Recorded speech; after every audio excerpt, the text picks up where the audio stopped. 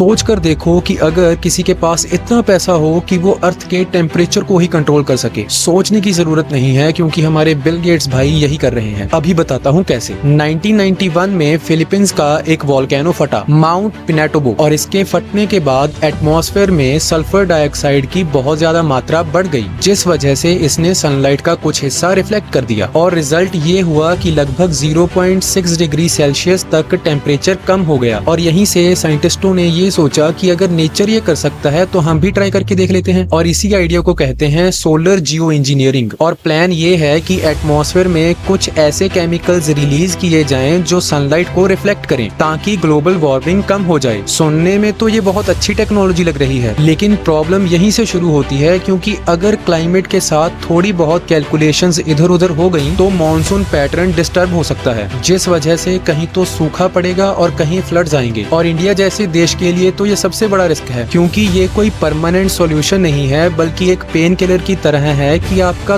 दर्द तो थोड़ी देर के लिए कम कर देगी लेकिन बीमारी वहीं की वहीं रहेगी। और असली बीमारी है क्लाइमेट चेंज, जिसे ठीक करने के लिए हमें फैक्ट्रीज, एमिशंस और एनर्जी सिस्टम्स बदलने पड़ेंगे। और सवाल ये नहीं है कि टेक्नोलॉजी पावरफुल है या नहीं, बल्कि सवाल ये है कि क्या इंसानों को नेचर कंट्रोल करना चाहिए या सिर्फ अपनी आदतों को।